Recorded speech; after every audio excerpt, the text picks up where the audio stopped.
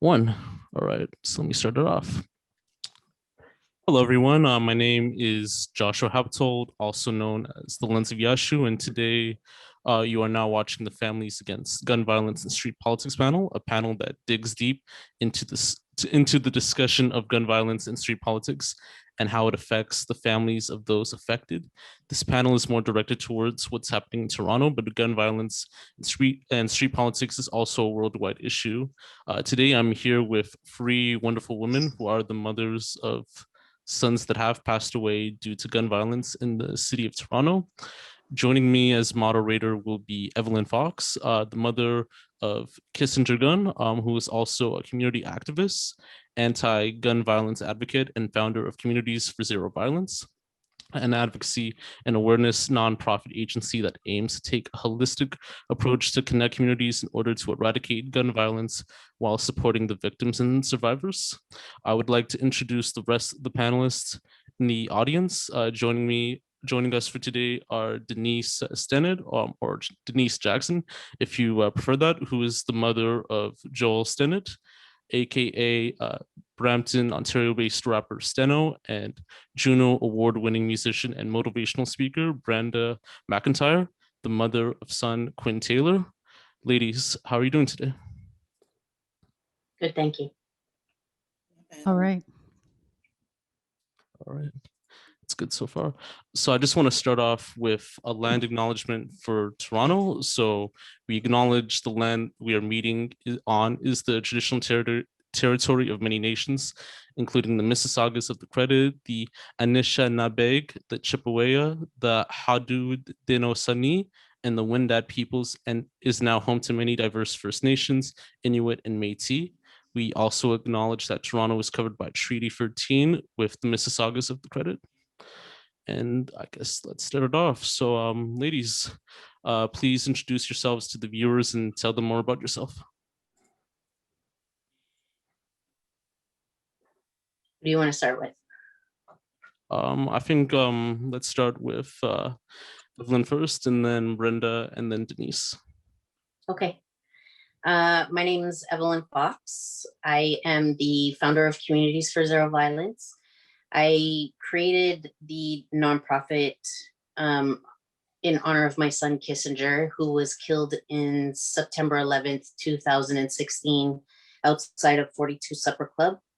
I am an advocate against community violence and also for victims' rights and supports. I also provide trauma counseling and group counseling to mothers, siblings, cousins, extended family, anyone who's been impacted by the homicide of their loved one.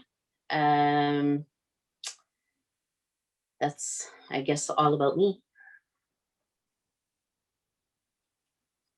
Hi, Bojo, Mishkikinagaman Nikoinagishnika, Kokorodam, Hanishnabekwe, and I'm coming to you now from what is formerly known as Deshkan Zibi, London, Ontario, on the traditional lands of the Anishinaabeg, Haudenosaunee, Lenapewick, and Ottawandaran peoples, on lands connected with the London Township and Sombre Treaties of 1796 and the Dish with One Spoon Covenant Wampum, which also covers Toronto. Yes, I'm a Juno Award-winning singer. Quinn was a rap and trap artist and producer, and ever since he passed in 2016, January 31st, my work has completely changed. I run my own business. I help women to find their voice and to embody resilience. That resilience piece has come in strong after losing my son. I also lost my parents as a child, so I have a lot of grief that I've lived through, and this pandemic has proven to be kind of similar, really similar to what I've been through after losing my son. So it's been interesting. Miigwech, thank you.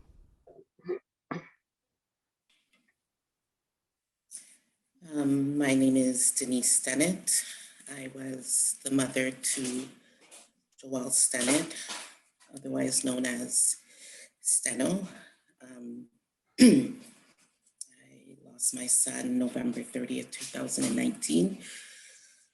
He was 18 years old at the time, and was my only child. So I'm working through this journey of loss. It's not easy, but I was connected to Evelyn, and I've never thought of myself of being an advocate, although I'm totally aware of the gun violence in the city, and as Josh indicated, the politics surrounding it, especially in the music industry. So, but why not join? Seems like a good cause. All right. So usually for this, I will start it off counterclockwise within each question. So it will usually start off with Denise first, then Brenda, then Evelyn as well too, and then we'll also get through with questions and everything else too, and other comments as well. So I want to start off with the first question. So where did you guys grow up, or which area did you live in, like the Toronto and Greater Toronto area, and what was the reality / environment like in the area that you grew up?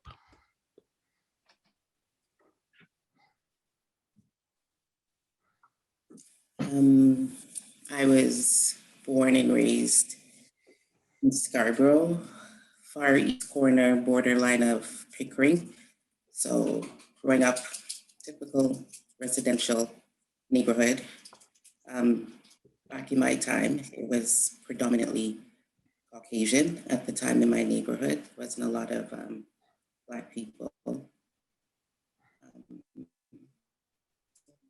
Basically stayed in Scarborough till I was 16, and then I headed out to the West End, where I still am to this day.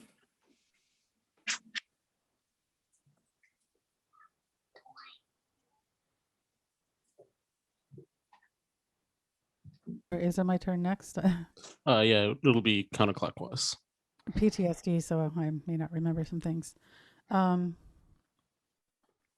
Like the question. What was the question? Oh, growing up in...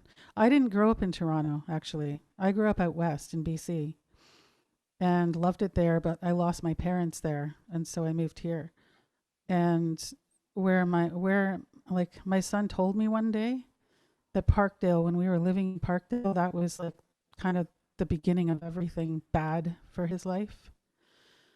So, I mean, I was grateful to move out of Parkdale, but not before my son just really went down not the greatest path for him. He was influenced by a lot of what was going on in that neighborhood, I guess. Yeah, it was not the best neighborhood.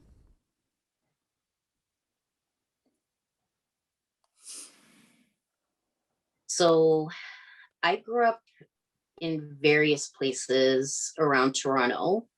A lot of it in Malvern, as well as West Hill area, Galloway area.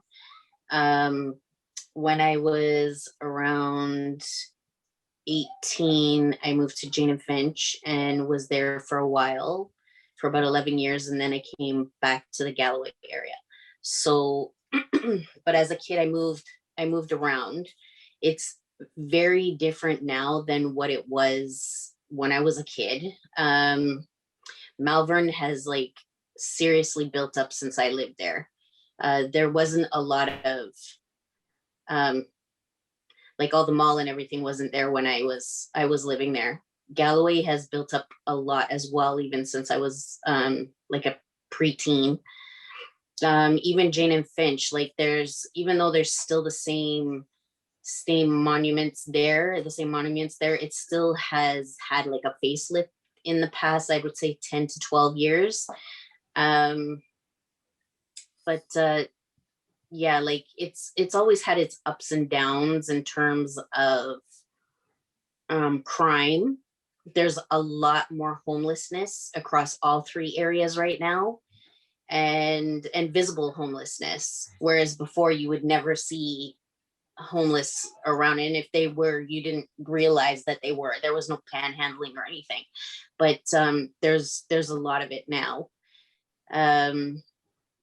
but yeah, in terms of the actual community violence in the street, there was gangs back then, and there was, I wouldn't say like big gangs or anything, but just, circles of friends, and they called themselves whatever, and they, just like regular gangs are now, except maybe just not as organized, I'd want to say. It's just like friends hanging out, whereas I'd say more people are a little bit more organized now in terms of what's going on, but um it had up and downs, but not as severe as it is now. Like gun violence back then was rare.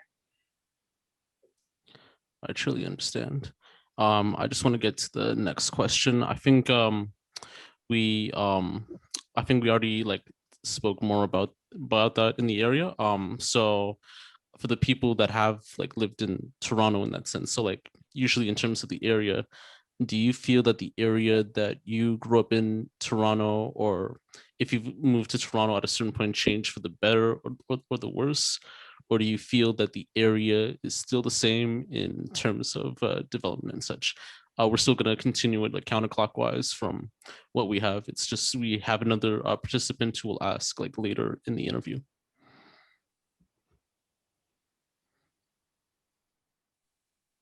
So Denise? Yeah.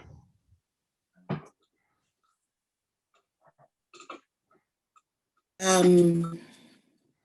wouldn't say the neighborhood that I grew up in and where I moved to had an influence on my son's life. I mean, I only lived in 3 districts, basically Scarborough, Etobicoke, then Brampton, and back to Etobicoke.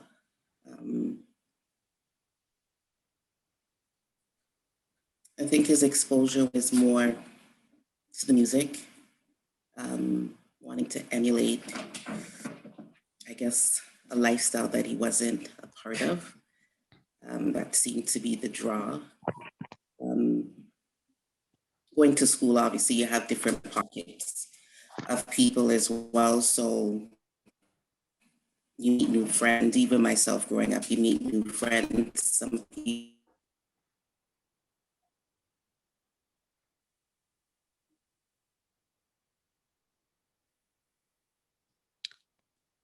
Denise, you're still here, right? Or has the connection missed? Yeah, she's frozen. Visiting different neighborhoods, seeing different things, and I guess one that doesn't live in it as, I don't know how to describe it, maybe exciting, lively, as opposed to being brought up in it every day to see it in a different aspect. So what might be a downfall for somebody, I guess I would assume for my son, it seemed like something excitable. It's new, it's different, it's not the norm. So that's what I would more say. But the music,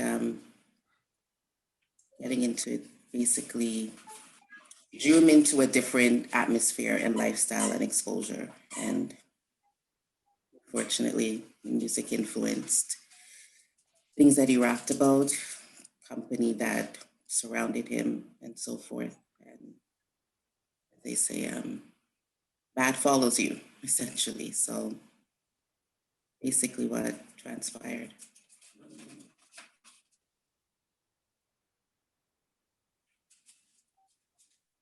Sorry, can you repeat the question? So for what I had for the question was, so in terms of the area that you grew up in Toronto, so I think for you it would be Parkdale by the time that you moved there. Did you feel like that Parkdale has changed for the better or for worse, or do you feel that the area is still the same in terms of development and such? Well, what I can say is I was living there for 36 years. I just moved like literally just less than 2 weeks ago to London, partly because of this. And I lived in a lot of places in Toronto, and I have seen definitely like major differences. Like, I mean, I'm a singer. I used to love going out dancing and partying and stuff, and there was never any worry about gun violence. Like, not at all. You just go out and dance and go home at 3 a.m. and be fine. You know, and it has totally changed. Like downtown has changed. Like when I first moved to Toronto in 1985, I moved to pretty quickly after I moved to Toronto. I was living downtown at first, then I moved to St. Clair and Vaughan, and that's where I just left. I've been in that area again for another 16 years, and in that time, it has completely changed. I mean, it used to be. For me anyways, my experience of that area was good. It was vibrant culture, and that still I think is going on, but the gun violence has started to take over. I mean, it crept right into my neighborhood, right onto my street. Like at the end of my street in September last year, there was a shooting. That's never ever happened before in my neighborhood, where I was living, St. Clair West, and west of Bathurst, east of Dufferin, and that stuff was never happening there. It's crept down from like Oakwood and Vaughan kind of area. Even those St. Clair and just St. Clair West area, it's gotten really bad. I am shocked, honestly, because when I moved there, it was a lovely little neighborhood, and now that's why I moved. That's really like a lot of why I moved. Yeah. And I would say the same for, I mean, I lived in Scarborough a long time ago. I lived in like Unionville, like Warden and Steeles areas, like lots of different areas. And the ones that I've been back to since living there a long time ago, it's like it's all changed. It's really gotten bad everywhere as far as I've seen.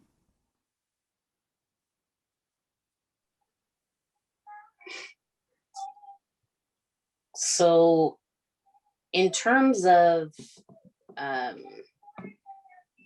like the Scarborough, like I said, it has its spurts. It goes up and down in spurts. I wouldn't say that it's gotten bad in Scarborough.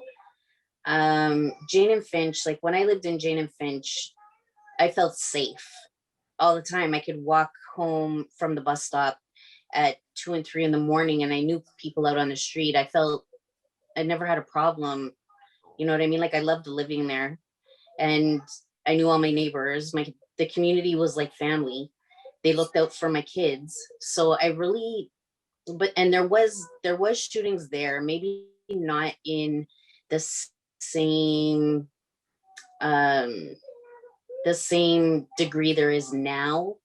But they, like in 2005, I think, like 2005, 2003 to 2005, it was probably a little bit worse than normal. But overall, I still felt safe in the Jane and Finch community.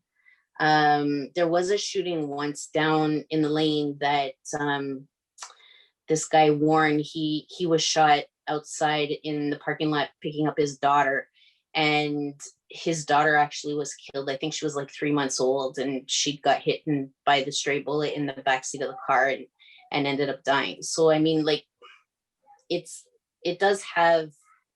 has had its issues, and I think that it's kind of escalated a little bit more in terms of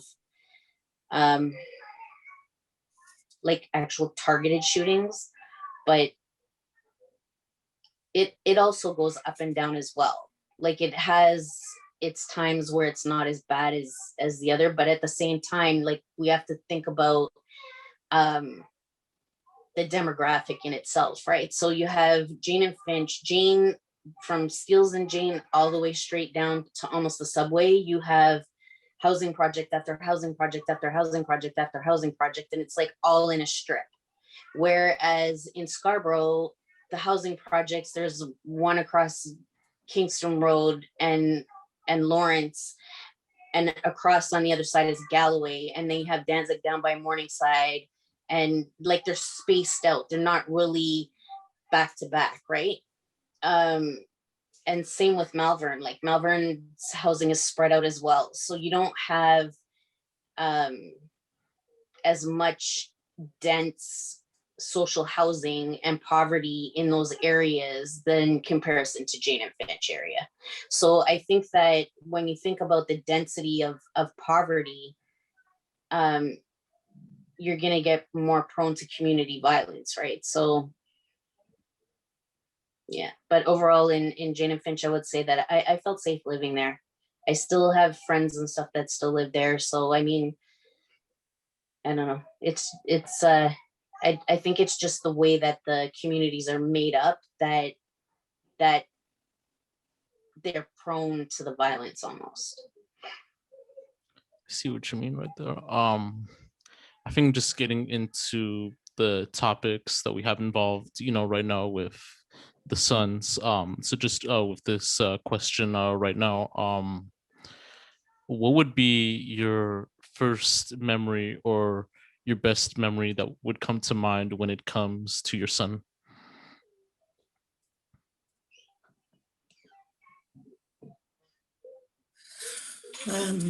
There's so many memories, but It's hard to pinpoint one.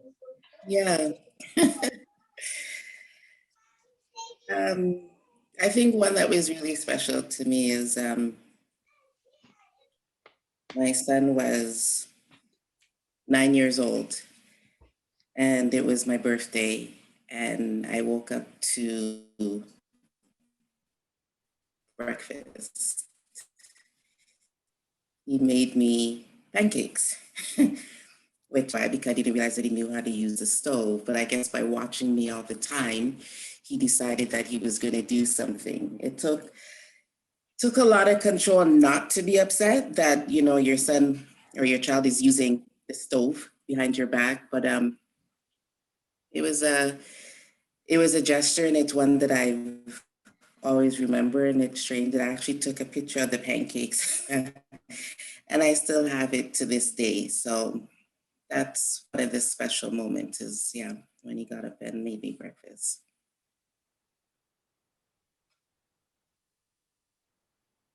I love that. That's so beautiful. For me, honestly, it comes right to mind because my son would sit in my living room, just bouncing and making beats. And then other times when he wasn't expecting me to come home and he had the music cranked all blasting loud and making his own beats, and then I open the door and he's just dancing away in the living room because he doesn't know I'm there. But his passion for music, for that just shone right through, and that was what he did. If he was at my place, that's why he was there. Otherwise, he was out and about doing his thing, and then he would come back and do music. That's it, and that and hanging out with his little girl. Those are the three things.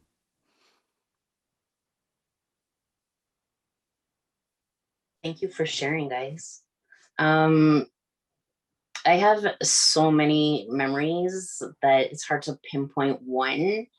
Kissinger was like really zestful. Like he really loved living to the fullest, right? So as a kid, he came home from playing outside one day and he was like bleeding and whatever, and I had to take him to go get stitches under his chin, like he'd gotten stitches under his chin. And I was like, how did you get a cut under your chin? And he said that he was playing football or whatever and then ended up hitting a wall. And I'm like, well, how did you hit a wall and end up with stitches under your chin?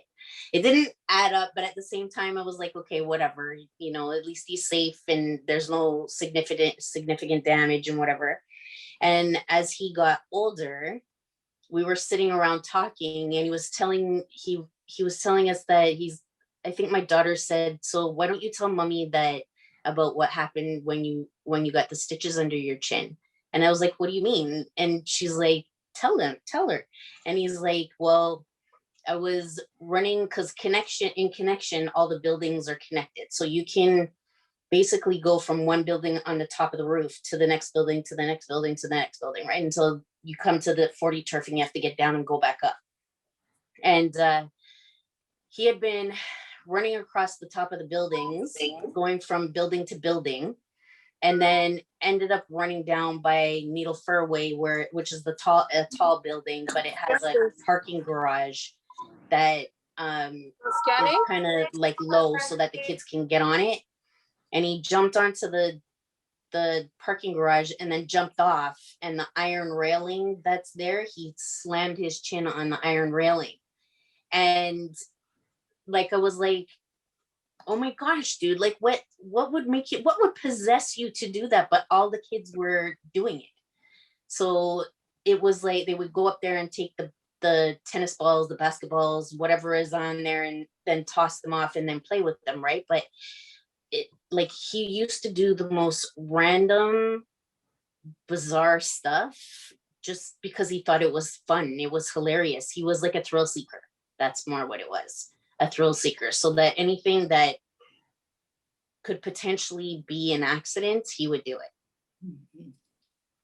Definitely understand, and those are some very great memories that you guys shared. And I'm glad you shared them, because I don't think no one really talks about like great memories about their kid or their son or their daughter, and that really is like an important thing in life, you know, just cherish like the memories regardless in that sense too. Just to get on to the next question. So before the incidents that took place, like what was like, I know that it might be like a triggering question, but what would be the last 24 to 48 hours like with your son? Were there any like decent memories that you could think of? And I know it might be hard to, but like what would what were those like last words that you said to them or that they said to you in that sense?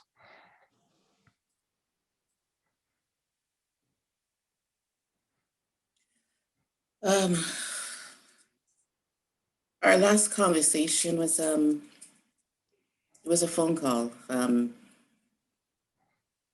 He was at his friend's house and called and asked for his SIN number, as he has a hookup for a job. So it was like oh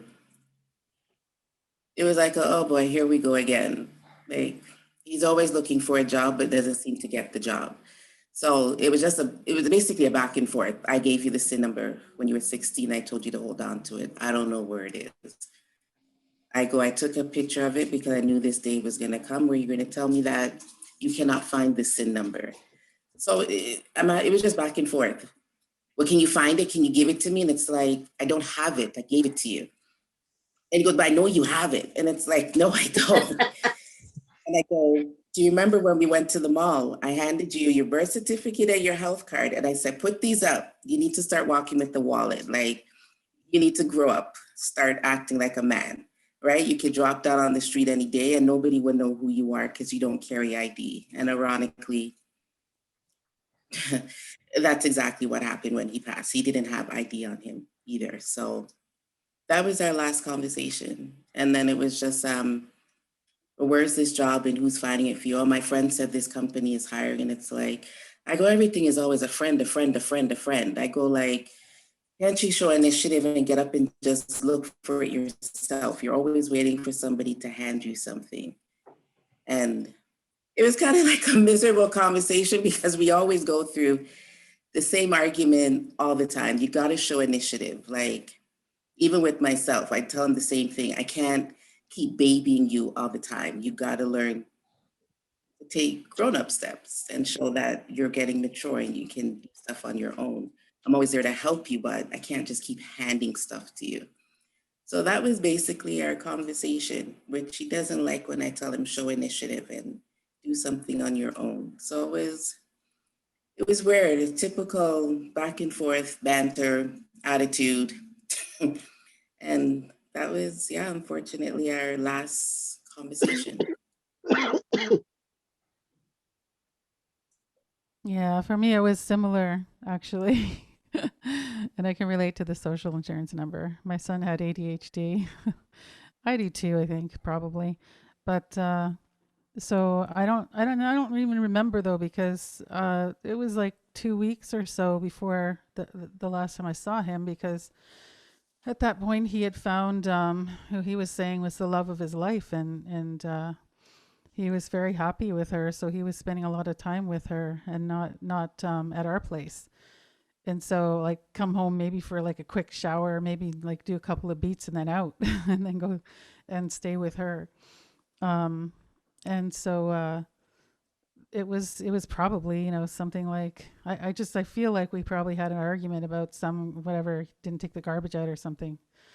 But one fond memory I have that has to do with that is because of his ADHD, I had to always like tell him lots of times to do something.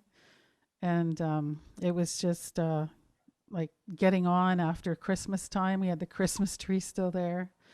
So I had, and I still have on my fridge, even after I moved to London, that had to come with me. This was on a little like magnetic bulletin board thing on the fridge telling Quinn to take down the Christmas tree. Don't forget to take down the Christmas tree. But he did take it down before he left. Yeah. So, yeah.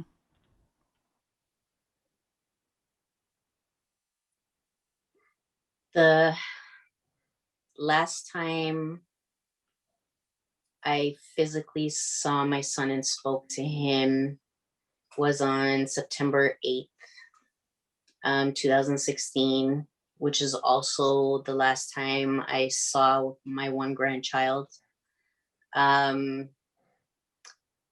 He had picked her up, and because on Thursdays was his day to visit with her, so he brought her home, and we were sitting down watching TV, watching the news, me, him, and my eldest daughter and the baby. And I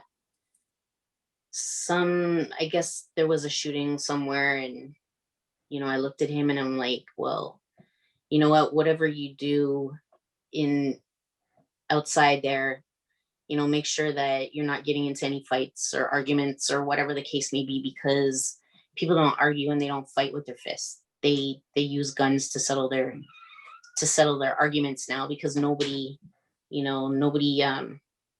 has the ability to communicate or even duke it out like how they used to. And he's like, Mommy, stop worrying about me. You're always worrying about me. Nothing's gonna happen to me. I'm fine. Stop worrying about me. He's like, I'm big now. I'm grown. You don't have to worry about me anymore. Stop worrying about me. And I said to him, if something ever happened to you, I would die. Like I can't stop worrying about you. It doesn't matter if you're an adult. I will always worry about you because I love you. And if anything happened to you, I don't know what I would do with myself. And I just kind of like went like this to him in his hair, and I said, you know what, you need a haircut, and gave him a kiss and went upstairs to my room. And then when he was leaving to go bring the baby back, and then go over to his fiance's house, he kind of yelled up the stairs and said, bye, and I love you, and I'll see you on Sunday. And then I saw him on Sunday, but he was on life support. So, and he was in a coma. So I stayed with him his last 15 hours, but like physically alive and being able to speak to him September 8th. That's some very interesting aspects right there, and I appreciate you guys for speaking up about like those memories as well too. And even though within the concept it is mainly about the family in that sense too, and I just wanted to just ask, usually within the effects. So by the time that your sons have passed away, what were the effects that it had on like the family, like not just like the short-term period, but like the long-term like effects as well?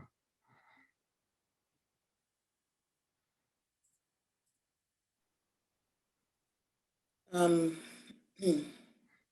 have a big family to begin with, so the effects were, I know for my mom it was extremely difficult. My son was her favorite grandchild. Although they fought consistently, they had this special bond. It's not something that's spoken about, unfortunately, so I can't really say how my immediate family is taking it. I do have a nephew that was the same age as my son, and he's having a hard time. And for me, it's worrying because I see that same, before my son passed, he was depressed. A lot of people didn't know that, but my mother can see the signs. And it's worrying to see my nephew almost in that same dark spot, like just empty. So losing practically the only cousin he was close to, I can see the negative effects that it's having on him. With regards to extended family, my ex-husband's family, their family is taking it very hard. All the cousins on that side are taking it extremely hard. They're quite vocal about it.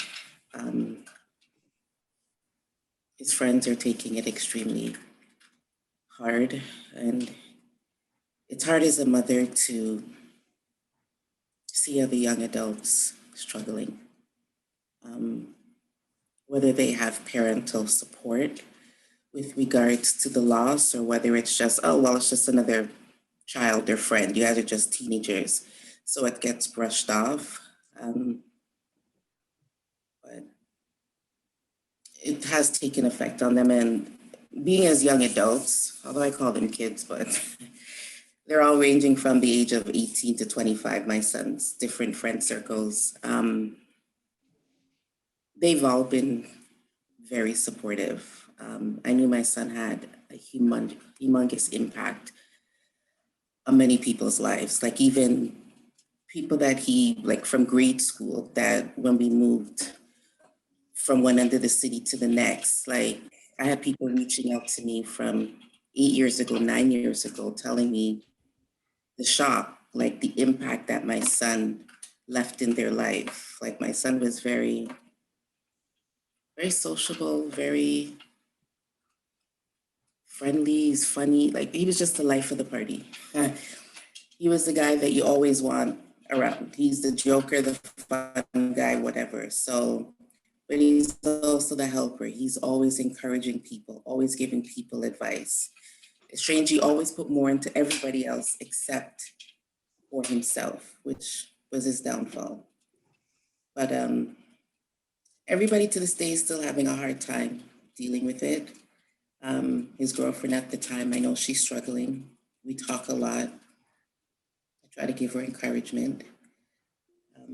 But it's a difficult time for a lot of his friend circle. I don't, because they're so young, they don't know what to do with their emotions. A lot of them, this is the first death that they've ever encountered. So, and it was so unexpected. So that's how it's being handled on my side. Mostly his friends and my previous extended family are having a hard time dealing with it, adults and the kids. But they still show homage to him. Like a lot of them are on my online accounts and they still post pictures, say how much they miss him. And it's touching to me because for me, I'm thinking, I just think like, they're young, they're gonna forget about him or whatever, but it just, although sad, it makes me happy to know that he had such a great influence on people's lives. That even a year and a half in, he's still at the center of their mind and they're still showing their respect to him. So,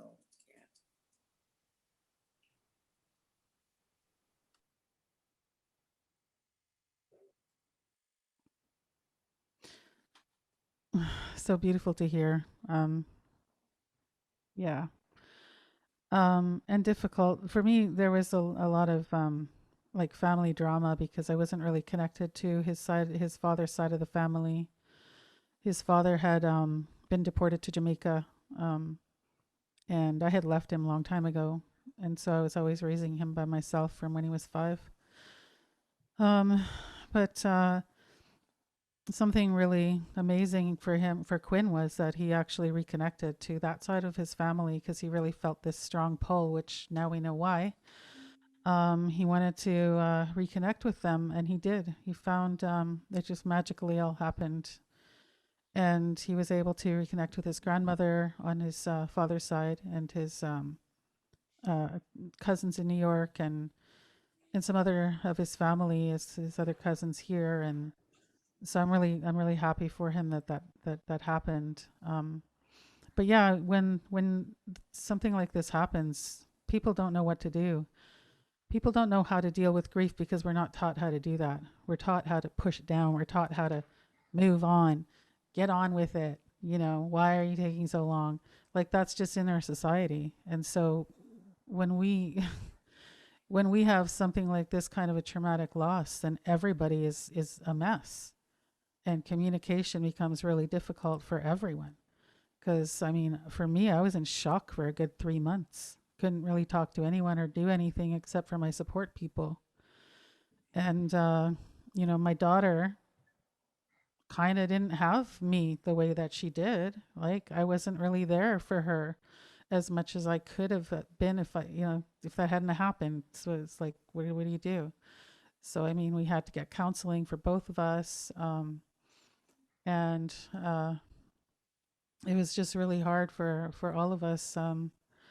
And like, because people don't know how to deal with it, I actually lost people in my life. I had a connection with my biological mother, and she basically ditched me as soon as I texted her to let her know. I never heard from her again.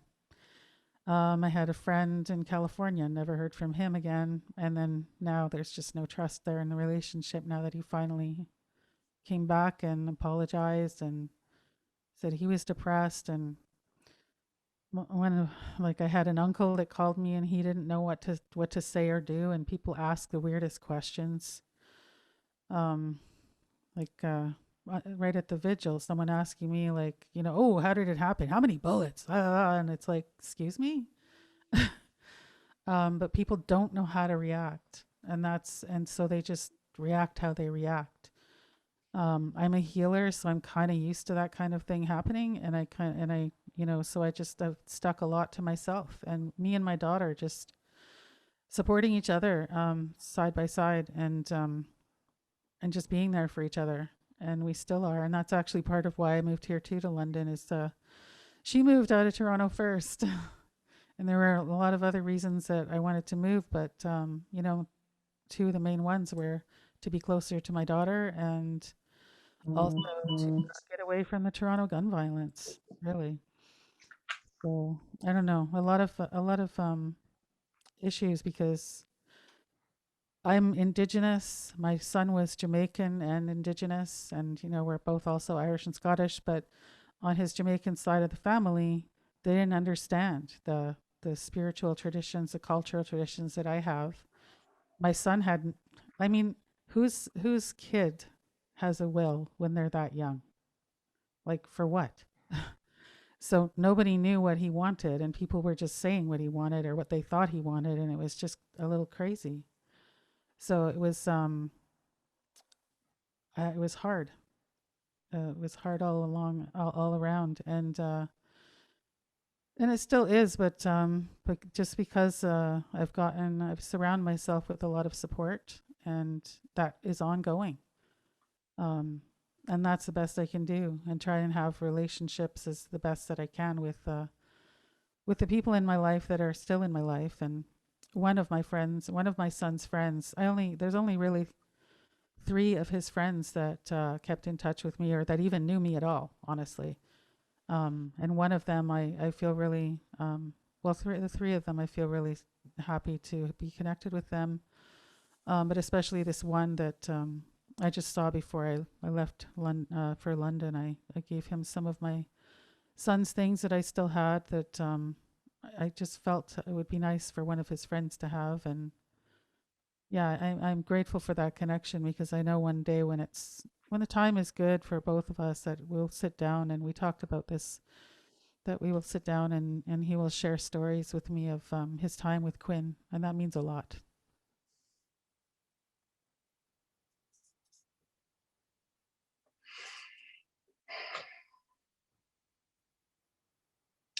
So with me, the first year was difficult. I was like suicidal, having thoughts of revenge, retaliation.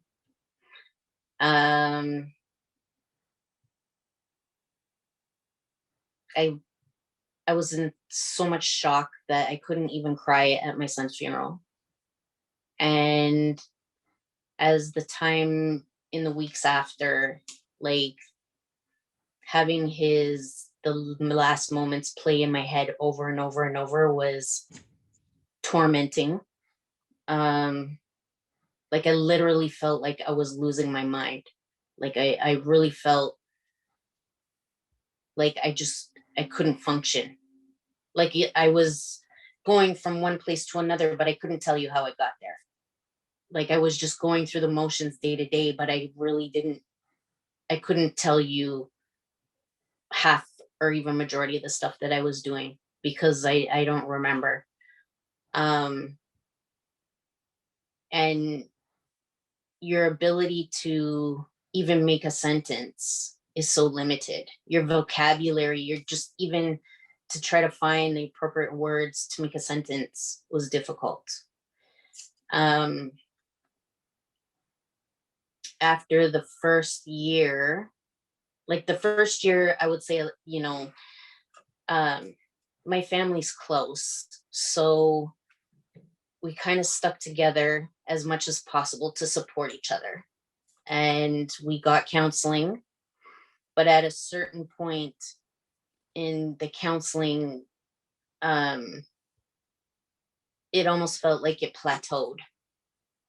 So it was good and it did its job for a certain duration, but after that and I guess because in your down moments is when you need the counseling. But when you have the appointment set, you could be having a rare good day that you feel some sense of joy in it. And then you go to counseling and then it just makes you tank, right? Because you're bringing back all this stuff up that you're trying to kind of suppress or get rid of. And then you end up with an appointment that day that sinks you back in. So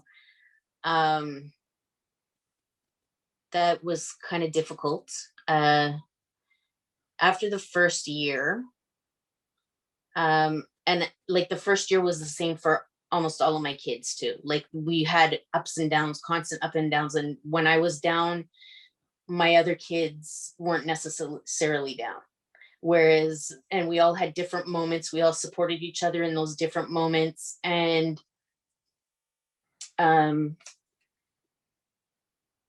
it was it's such a surreal way to live.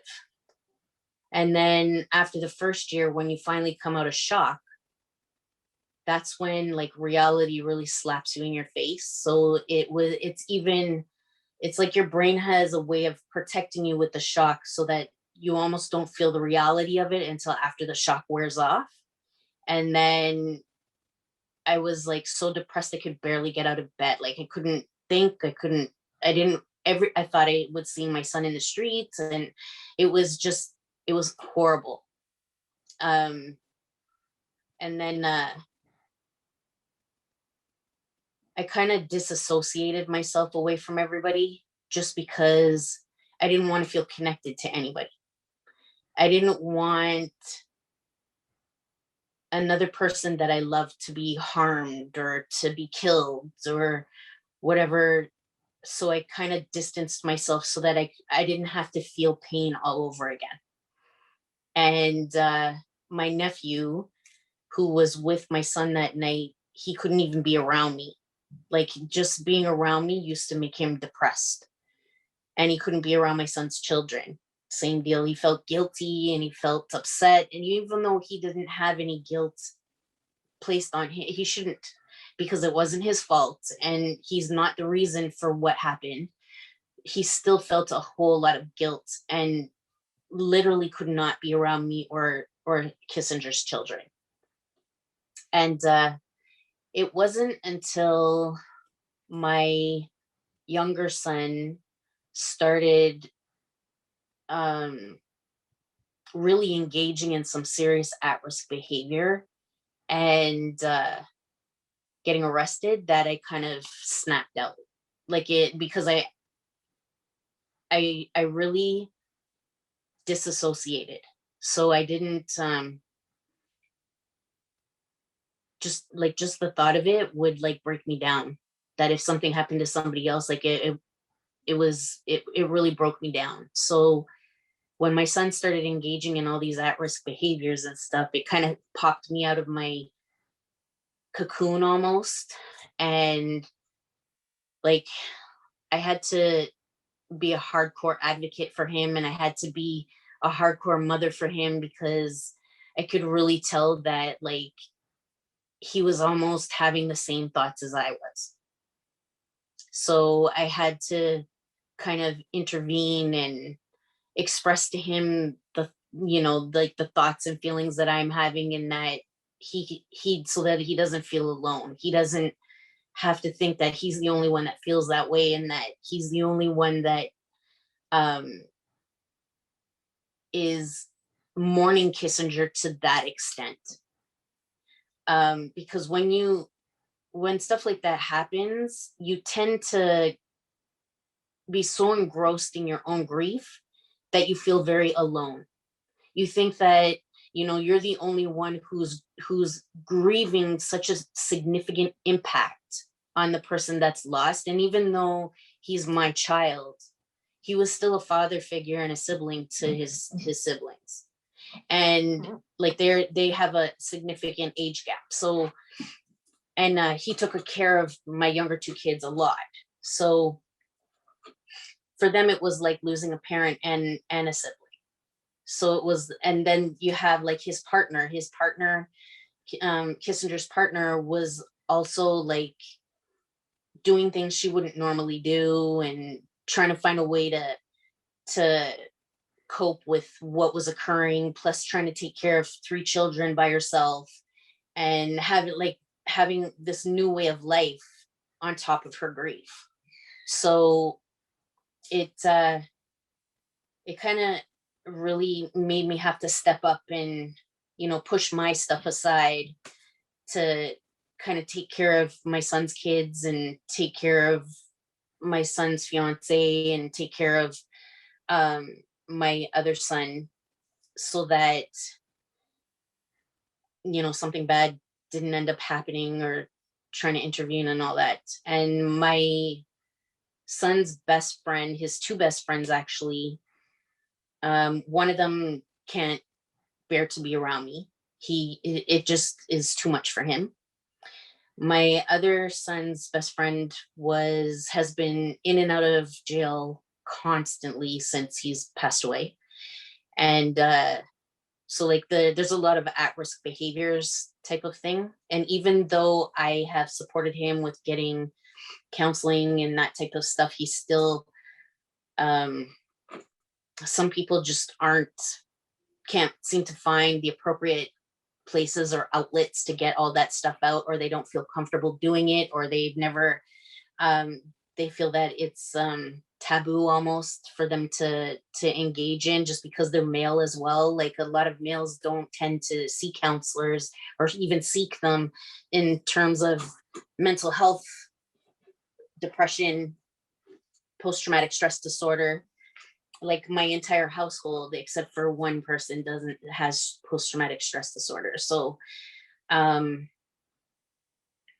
it's been very difficult, and we still have the ups and downs. Like it's 4.5 years later, and we still have the significant ups and downs. Like one day you could be perfectly fine, and then the next day you can't get out of bed, you can't stop crying, and it's at times debilitating.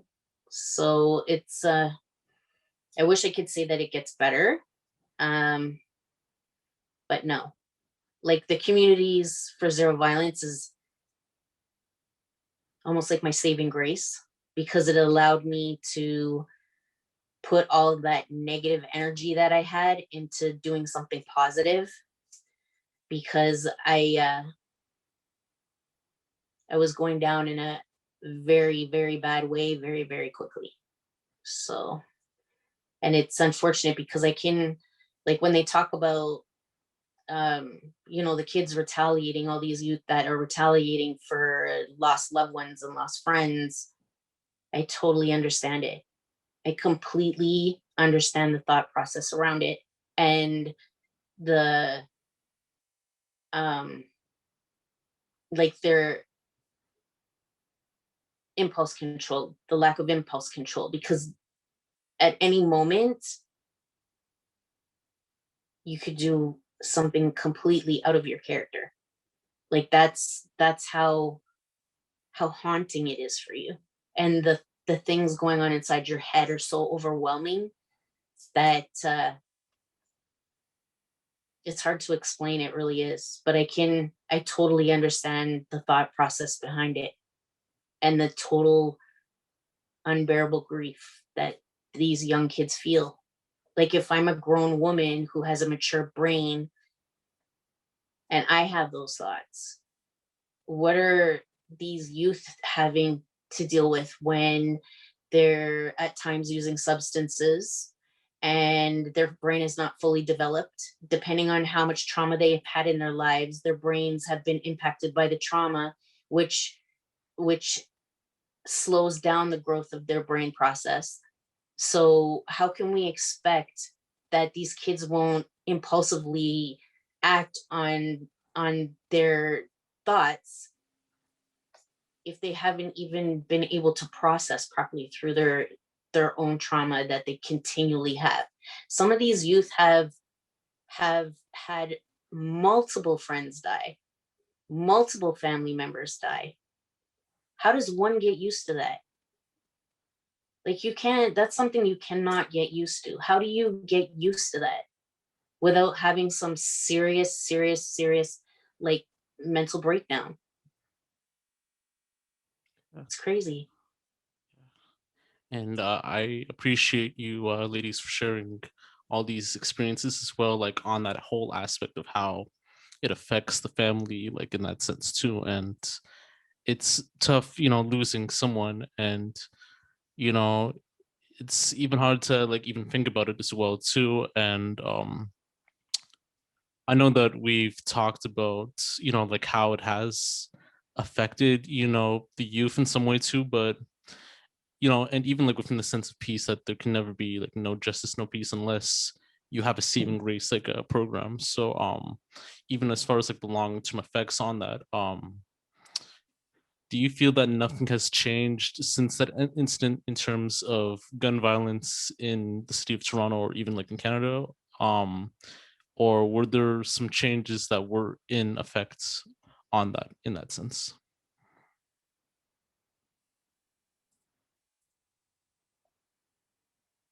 You're on Uh, mute, Denise. I don't see that there's been a change. I mean, after my son's death, there's been a few homicides thereafter. A few connected to this ridiculous music politics of, I just sum it up to be jealousy. But nothing much has changed. Like sometimes when I listen to the news and it's like, oh my gosh, like another shooting, like what is really going on? You know, what is the thought process of these kids nowadays?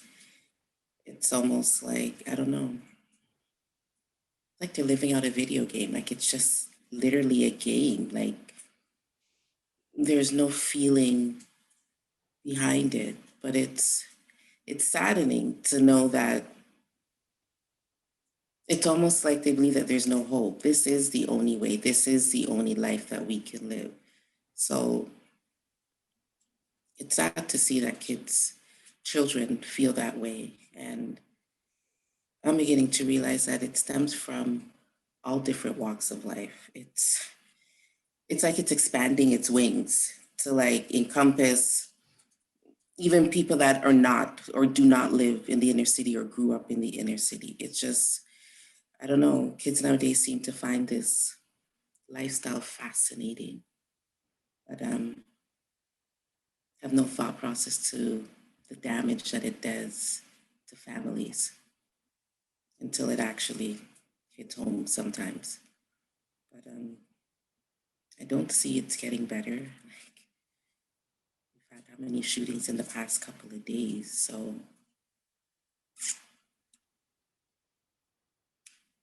the streets are the streets right now. And I would say over the years, from what I've seen, I mean, considering my age, yeah, you hear about homicides all the time, but to me, I think like it's getting worse.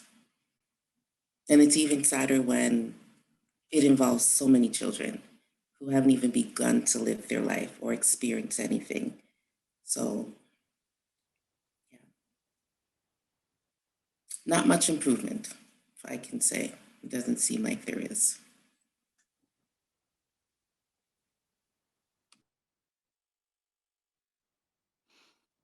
Yeah, sadly, I would say the same. Mostly, I know that there's been some initiatives that have begun to happen. I know that Trudeau doesn't know what he's doing.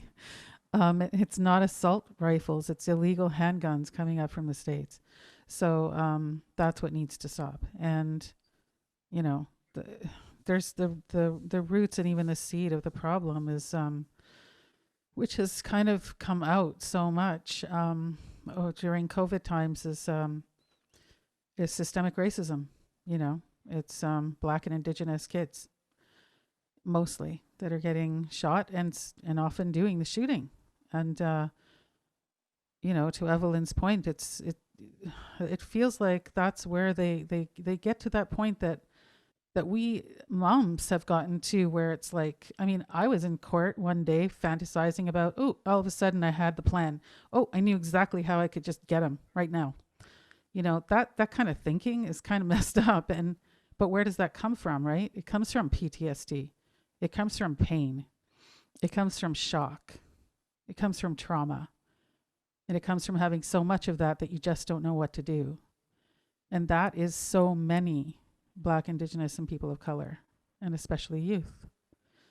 So it's like, you know, and we can give them all the love I was giving. You know, we love our sons. And, you know, it's not like Quinn had a horrible life or anything with me. But it was still, his father was not there. And he still had his moments of like feeling like he doesn't belong. And then, you know, looking for that family, which ends up being those, you know, I know he wasn't in a gang, but it's still, he was hanging around with people who were not great for him, influencing his behavior in negative ways. Even when he was as small as like 7 years old, I saw that, and getting bullied and in a lot of pain. But, you know, he wasn't the one doing the shooting, but then some people do. Why is that? I don't know. I lost my parents. My brother and I both handled it very differently. Why is that? We're different people.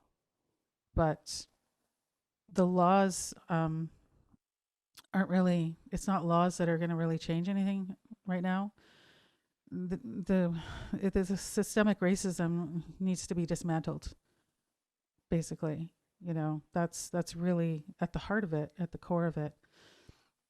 Denise was talking about her son trying to find a job. Yeah, my son too. Quinn was always like just trying to like wanting to find a job, wanting to support his little girl, wanting to be able to move out and have a nice place and live with his within. He was going to make a try with, you know, try to make it work with his ex-girlfriend for a while there with his who had his baby.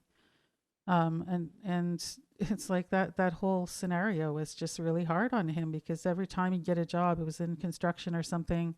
And then there's this whole like terrible, I don't know, system of how that works.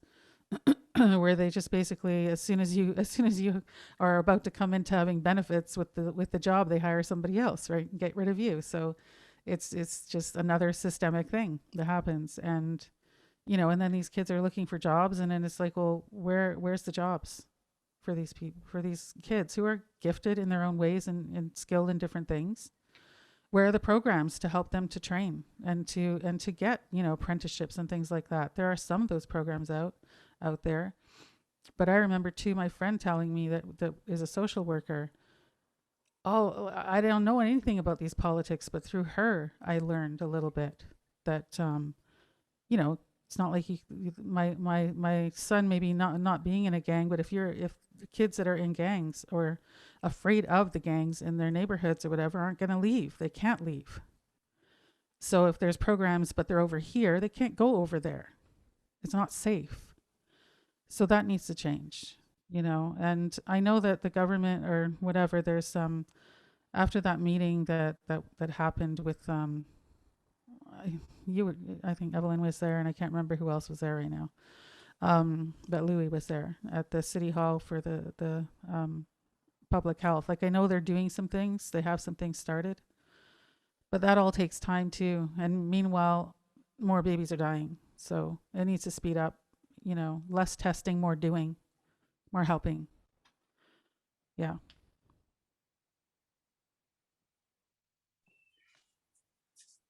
So I could talk about this for hours just because I'm so involved in the advocacy part of what's going on with all levels of government. After my son was killed, I think about a year after, I was made aware that in 2008, the provincial government actually released a report after 2005's Year of the Gun called The Roots of Youth Violence. And outlined in that report was the very things that contributed to youth violence and youth picking up firearms. So to know that basically, 13 years before my son was killed, they had recommendations on what to do, and none of them had been done. So hold on, I'm like 2005 to 2016, so 8 years. So when I found out about the report, I was livid, just because everything that they outlined in that report, since then, all they have done is made cuts and cuts and cuts and cuts and cuts to every single solitary recommendation, every one of them. There has been nonstop cuts in every area that is to support youth, to help them progress in life and to deter them from any type of gang lifestyle or any type of negative lifestyle that, and to put supports in place for them to excel in life. And like Brenda said, like, when you really sit down and dissect everything, the system was built this way. Systemic racism is so engrossed in almost everything, the education system, the governments, all levels of government, the justice system, like every single solitary place that you turn, it was built this way. And they have all these things that they know that a lot of these kids that are engaging in these behaviors come from low income neighborhoods that are predominantly people of color or Aboriginal, and are the ones who are being affected by all these things, but they still choose to do the cuts against them. So like I said, like, it's almost like I said in a interview recently, it's almost like the government officials don't even view the people in lower income communities as people. Okay, so they got shot, they got killed, they're living with trauma. We have little kids who are witnessing homicides. We have little kids who are getting caught in the crossfire. But hey, you know, I don't live there, so why should I care? But yet, when the shooting happened on the Danforth and it impacted upper income white people, all of a sudden the entire city was in an uproar and they got support like it was nobody's business. Like they within 3 days had donations of up to $1 million. But the Danzig shooting in 2013, that was in a low income neighborhood where a 14-year-old little girl and another 20, I think he was 21, youth worker, worst mass shooting in Toronto's history. And it was almost like nobody cared. So how do you rationalize that? How do you, like, how is one person's life more important than another person's life? Like, that doesn't make sense to me. Your income or your color of your skin is what makes you more value. Like, I don't understand that. And when I've been advocating for all levels of government to stand behind that Roots of Youth Violence report. Where's the money? Like, since my son's homicide, since John Tory came into office, it's been downhill and downhill and downhill and downhill and downhill. Now we have the Trudeau government talking about banning firearms, and he wants the municipalities to ban handguns. That's like the state's laws. And you can drive across any provincial border and any city's border and bring a gun in anywhere, any which way. There's no checking point. There's no way to determine that those firearms are crossing into provincial or municipal borders. That's insane. That makes absolutely no sense. And these kids are not using legal firearms. They're using guns that came from across the border, or they're using guns that were stolen. And nobody wants to hold the chief firearms officer and the RCMP accountable for their mishandling of the firearm laws. Our firearm laws are extremely regulated and strict. And the way I see it is, like, I've talked to a lot of firearm owners, and like they're not regularly, like, their safes are not inspected, that type of stuff. So, and when things are stolen, yes, they report them stolen, but like, do you do background stuff? Like, what, there's a serious gap, especially with domestic homicides, in terms of if you have a domestic partner that you've made a complaint about, or they have been charged with any type of domestic violence in the courts, anything, restraining orders, anything, and an order is put that these people have to have their firearms revoked and confiscated. Sometimes the chief firearms office doesn't even, either they don't get the report or they don't act on it. But nobody wants to hold the RCMP accountable for their lack of follow through on one of the laws that there should never be a loophole. There should never be a loophole. There should never be inaction there, because this is at the expense of people's lives. And I mean, there's a lot of people who think that gun bans are going to work. If we take the guns away, then there will be no suicides. There will be no homicides. You know what?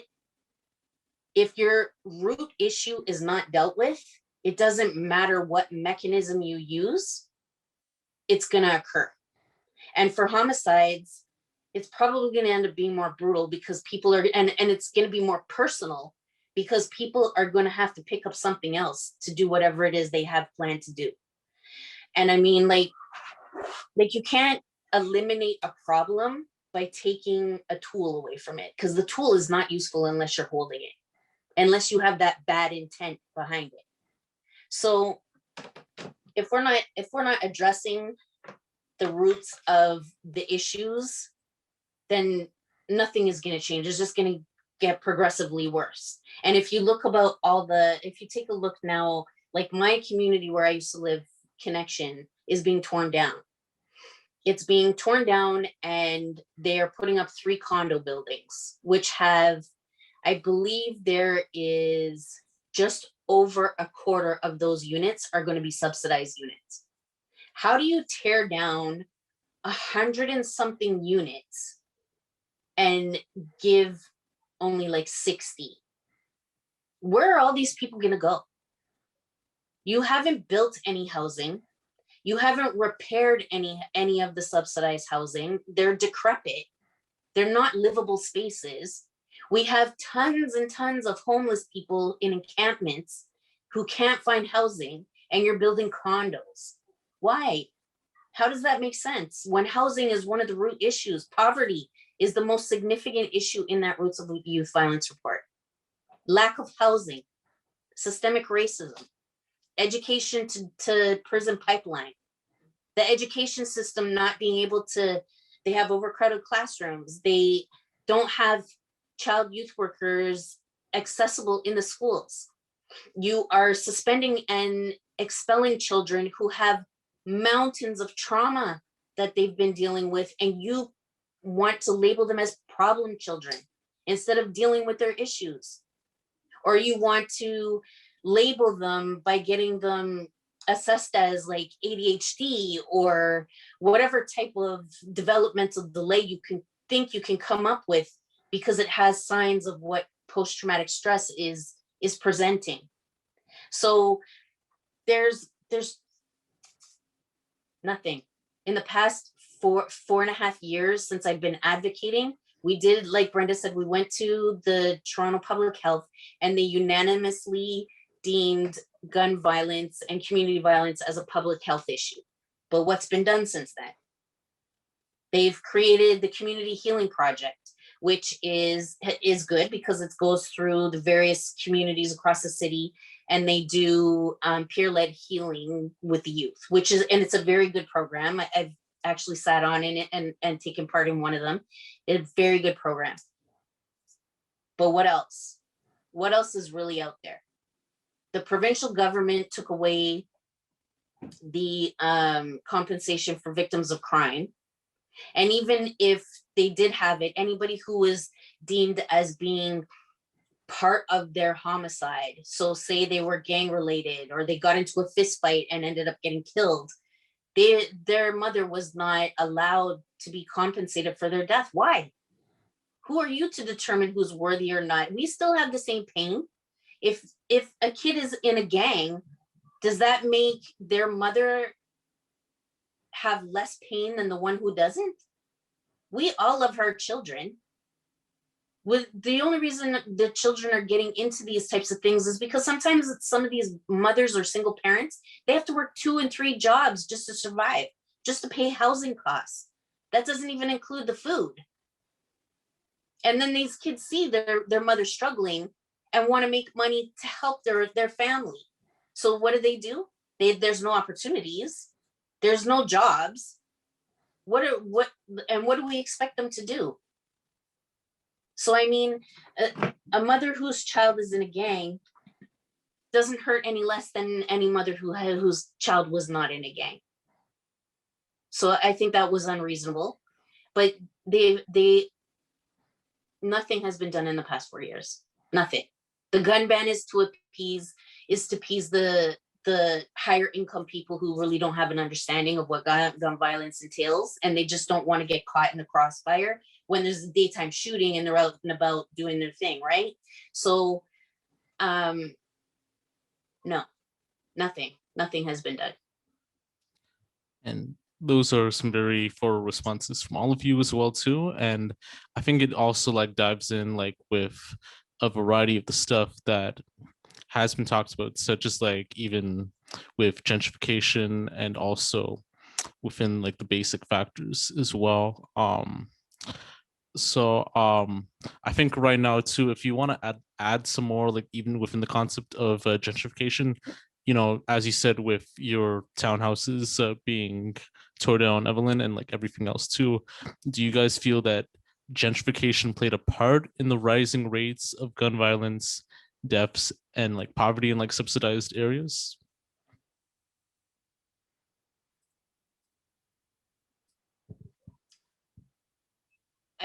For me, I think for all of you, if you want to like add, and I know that you spoke more about how it has affected you within the area that you grew up in, so yeah, or like the area that you were like in at the time. So I would have to say that in terms of it being, it's pushing the violence almost to the outer areas because right now Brampton has escalated violence as well, so does York Region. So as they gentrify the communities across the city, people either gravitate to the places where they at least have allies, that they can still afford to live in the city, or they move out of the city. So now they move out of the city because of the cost out of the city. It's a little bit less expensive out of the city and maybe a little bit more housing. But all it's doing is pushing it to the outer areas or further into the core. So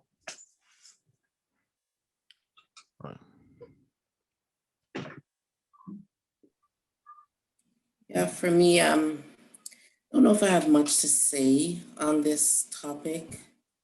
I don't really know what it's like to live in the inner cities, or really go through poverty. I can say I understand it.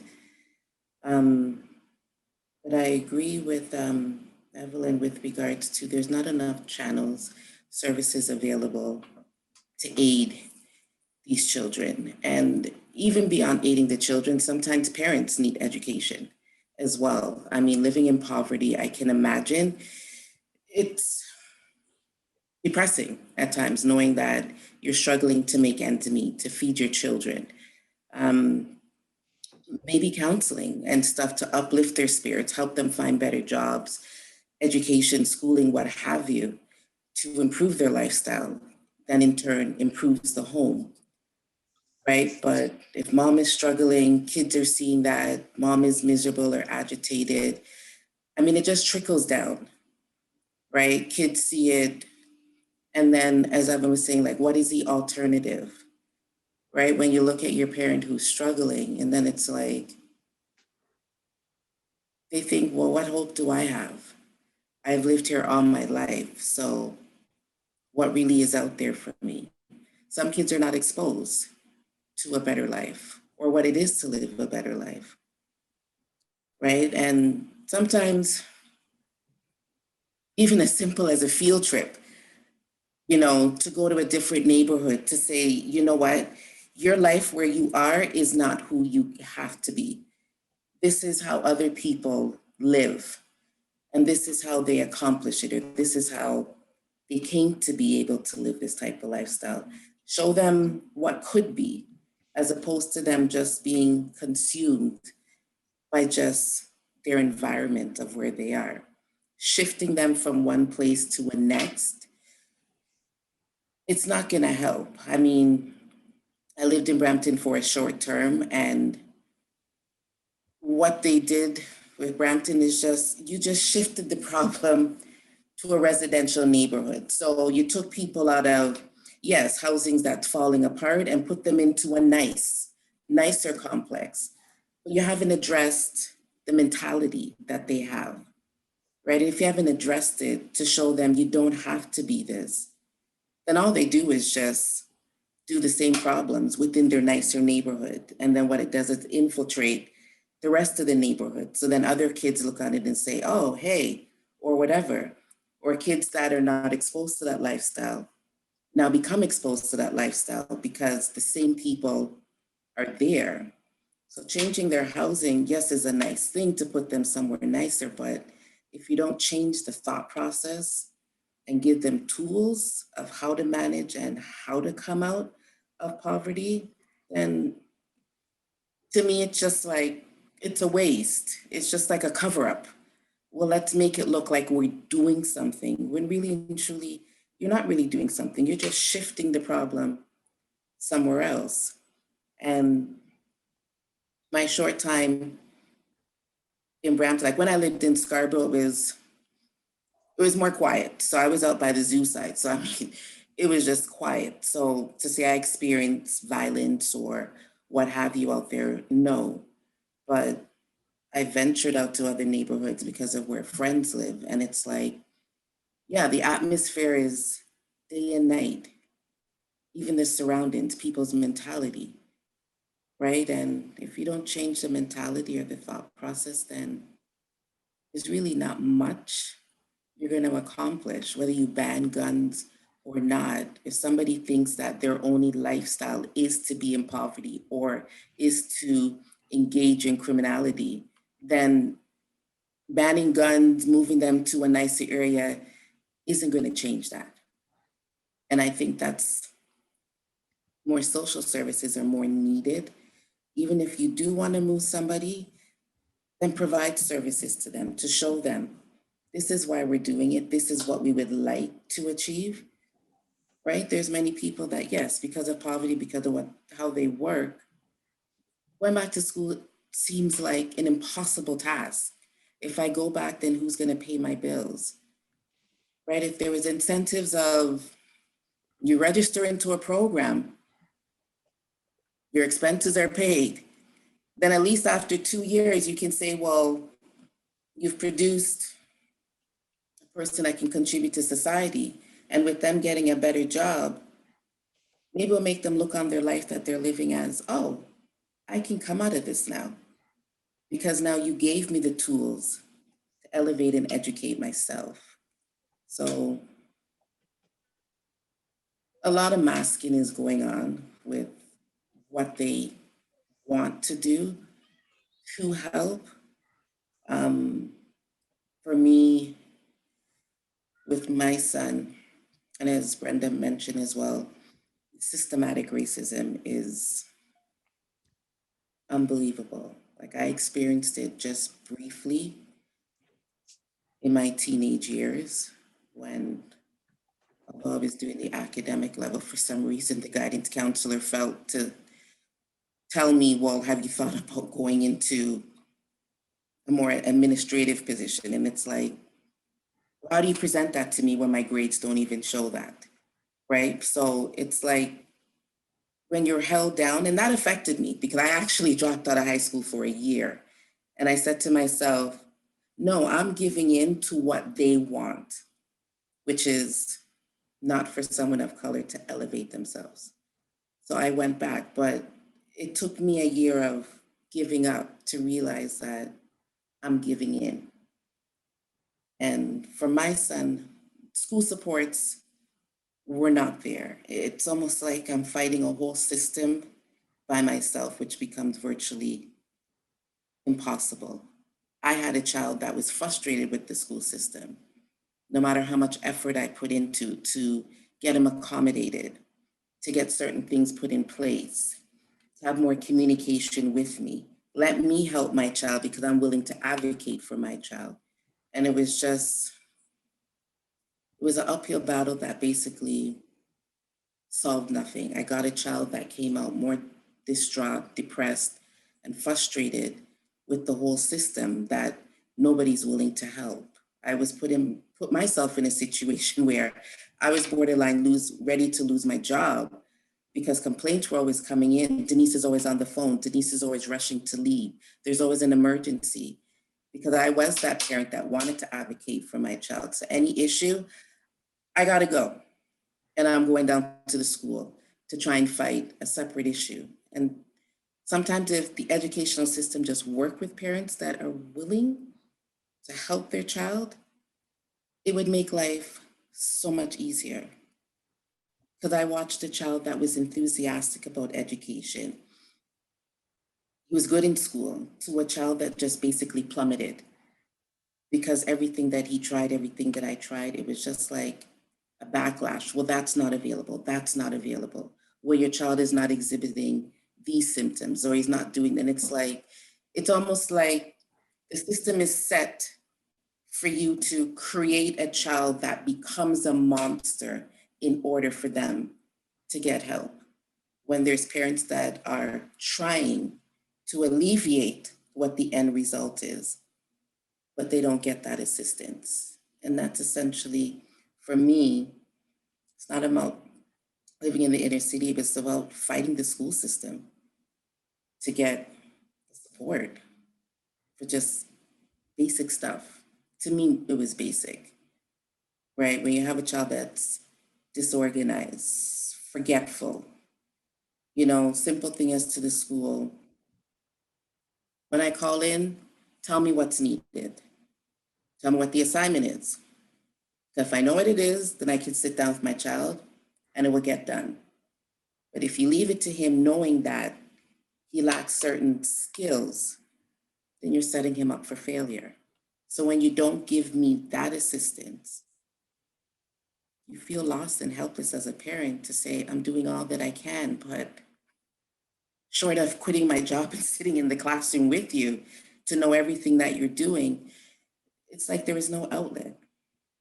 So it's a collaborative approach from education aspect to societal aspect. They all got to come together and realize that you got to do A, B, and C in order to put the puzzle together. And I find that's what's lacking. Everything is just piecework. Well, we'll do this, but it's like, okay, you do that, but then what happens to everything else? And that's my take and my experience on the system on a whole, is that there's lack of support. And I mean, many parents, I know there's a lot of parents that haven't done what I've done with regards to advocating for my son at school, whether it's because of time, whether it's because they're not educated enough to know what they should be doing. You know, if things were made available, you know, if you see your child experiencing this, call this number, do this, read this, whatever.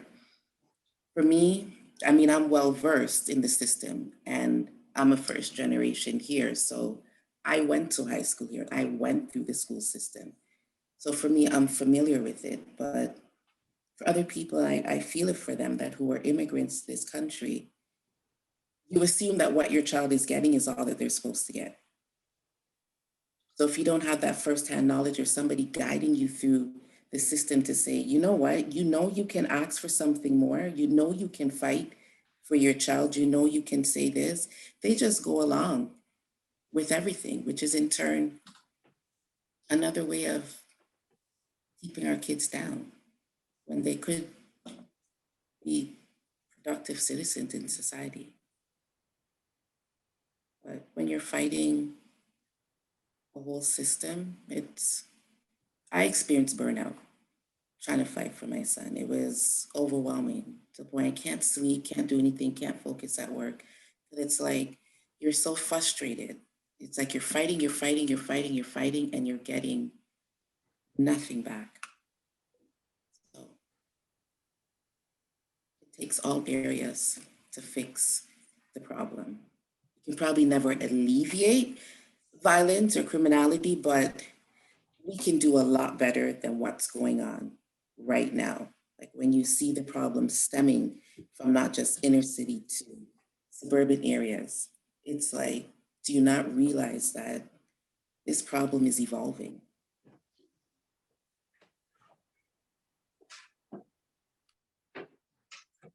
Yeah, totally. It's evolving. And I can kind of speak to what you were saying too, Denise, like around those opportunities, because I could see, like, I was, a single mom. I didn't have my parents. I didn't have any family here. I just moved here by myself with a friend that backstabbed me and whatever. And so it was just me, and had to just do it all. But like later on in life, when my son was grown, and he already he treated school like like a revolving door. He hated school because similar reasons, right?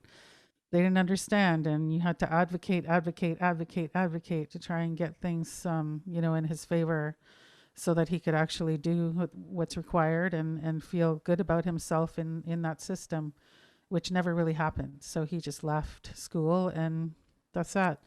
But when I was on OW or whatever it was called back then, family benefits, before Mike Harris axed us and sent me out of my apartment because I could no longer afford to live there. And I went to university. Well, because I went to university, my son saw that. He saw that I was going to university. He saw that I was enjoying myself, that I was learning things, right?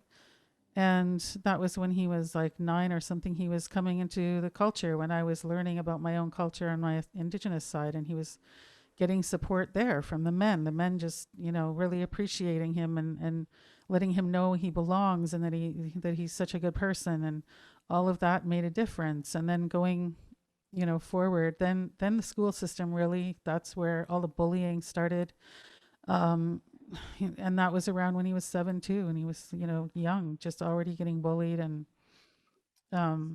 always being sort of the one that was caught when his friends would get him in to do a bunch of stuff, and he would be the one that was caught, and they would all go free. Just go. So he was always the scapegoat, and very sensitive, and all I could do is just try and be there for him. But what happened later on was, because I'm running my business all that time, but not really knowing what I was doing back then. And then when I started to really amp my business up, Quinn took notice. He was paying attention, not just to like what was happening for me, but he was literally listening to my phone conversations with my clients about how to grow their businesses. And he was like just excited. And he would look at what I had on the wall about, my next steps for the business and the plan for that month and how I was going to get to 6 figures and things like that. And he couldn't believe it. And I almost couldn't either, but I knew I was doing it. And because of that, he was seeing that. When our youth see that around them, and we can't, not every mother can do that at every point in their lives. And I certainly couldn't for a long time. But when I was able to, I saw the difference. I saw it because one day he called me up and he said, "Mom, I want to go to university." He's like wanting to go to Trebas University for music production. And I was like shocked because he hated school so much. He dropped out. I'm like, whatever, you're a mature student, you can probably get in somehow. And he made it happen. He said, "Can you help me?" I'm like, I'm 100%, whatever I can do. And then he got himself into that program and completed it. And commitment just was like, he wanted. That was when he moved back home. He was like, "I don't want to hang out with those people anymore I was hanging out with. I want to just be here and do my homework and make beats and do the music." And he was seeing, because he was around so much, to see now that my environment, my personal environment, and my financial success and all that was changing. He was able to see that and experience that for himself. And then he got motivated. He got inspired. He started really looking for a job. He started really like, how can I change my life and how can things get better? And he did that for himself. So that's what's possible. But we need to, there has to be those supports. I didn't have very many supports. I had to just bootstrap it and do it all by myself. With no funding, I was the funding. And not everyone can do that. So we need more resources out for those youth, and we need them, and for families to be able to provide that. Anyway, yeah, it's just like, there's so much more that we need for this specifically for youth of color, that just needs to happen. And youth who are troubled, like they're troubled for a reason. So we need to get into those reasons and help them. Like, that's all it is. Just, why can't we just help them? So, but some people think that money is more important than helping. And you know what? Like, they go together. So anyway. Yeah, no doubt. I know that we might be like running out of time, because I know like usually between like 8 o'clock, like later on, like most people will have some stuff to do, but I'll try my best to have like a part 2 next time. I just want to end off with like the last question that will be set for this, and then like any final remarks as well, and then if you want to like say your handles, and then we can get on to certain questions. So if you were to how do you want your son to be remembered as? And do you have any final remarks that you would like to say for the viewers? And where can people like follow you on social media, if any of you guys have any handles, by any chance, like social media handles?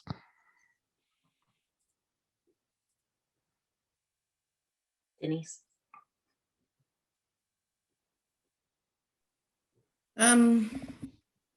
How I want my son remembered as, I think That's actually been set. His personality and his charm is what everybody remembers. Like, I was fortunate to know majority of my son's friends, so I was filled with stories. Like after he passed, so many people called in person, people were talking, or I remember when Joel did this, or Auntie Denise, do you remember when we did this with Joel?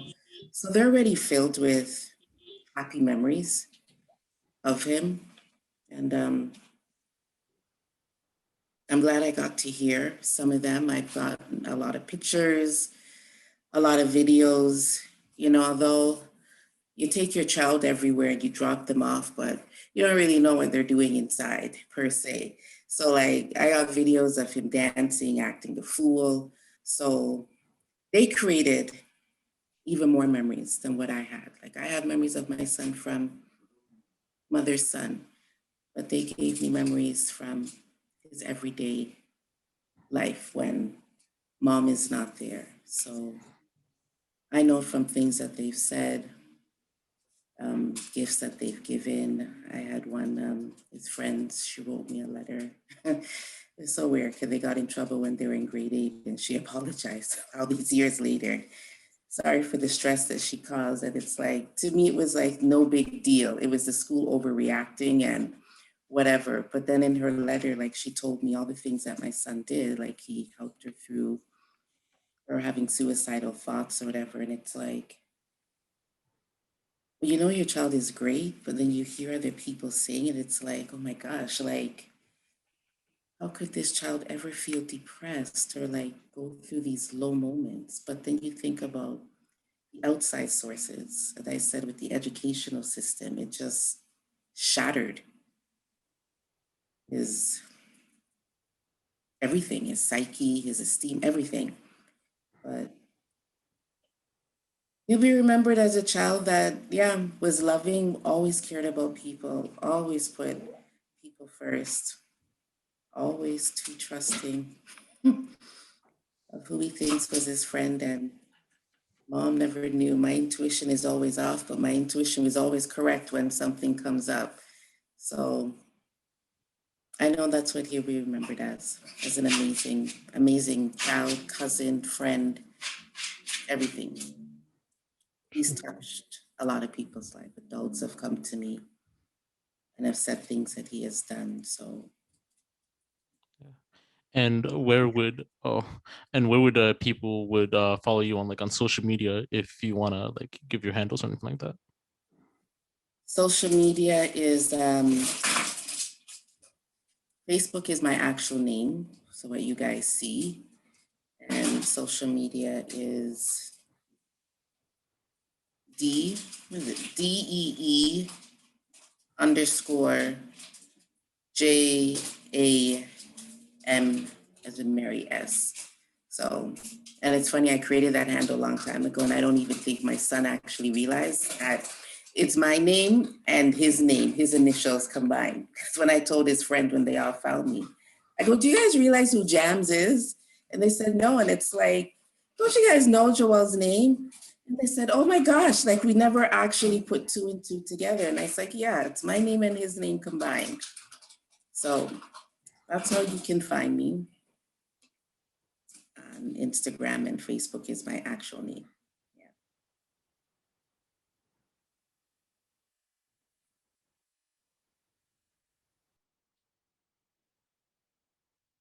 How my son Quinn will be remembered is for his great big smile, and I put that into one of the songs on the album that was dedicated to him that I made during the murder trial. It was called Grieve, and because everybody even at the murder trial, like every single one of the victim impact statements talked about his great big smile, and he's always had a great big smile. And also just his he reminds me of like my dad, because my dad, growing up, everybody in the whole place knew my dad. Didn't matter where you went, everybody had a smile for him, wanted to give him a big hug or give him, with my son, it was more like a fist bump or whatever. but always, like, if we're hanging out, it's like you can't go anywhere without somebody being there that knows my son and has a smile for him.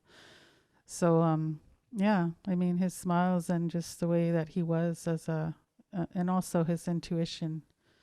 He kind of knew what was about to happen, because we had some warning signs in a way. On a spiritual level, he came home one night and he said something. He said to my daughter's male friend at the time, that was there just that night. He said, "Oh, you're the man of the house now." And that always struck me. And then it was only a couple weeks later that he was gone. And, rallying up all of his family and just wanting everyone to know each other and to be together, and just, that too, just, about coming together and just loving each other. Yeah. That's what I want people to remember, but that's I know what people remember about Quinn. And my socials are for Facebook, it's Medicine Song Woman, because that's my Indigenous name. That's Facebook is Medicine Song Woman. And for Twitter and Instagram, it's MSW Creations, as in Medicine Song Woman Creations. And you can find my music on all platforms.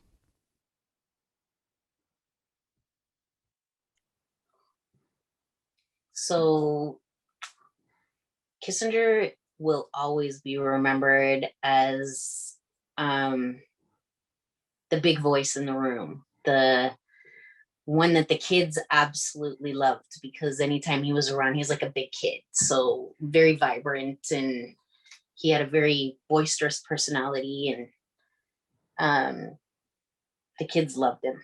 So we used to call him the baby whisperer, because anybody who had a crying baby, he'd be just like, "Give me the baby, give me the baby." And he'd have them sleeping or laughing within seconds.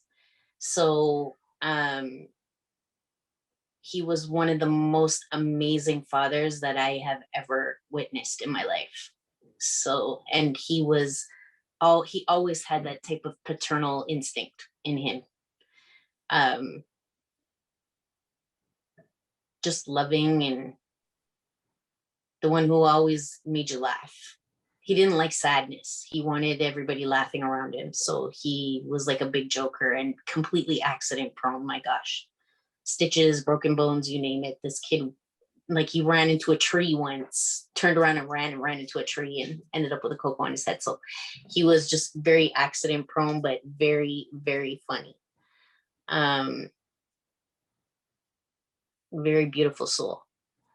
And my Instagram is CZV416. Same with Twitter. And Facebook is Communities for Zero Violence.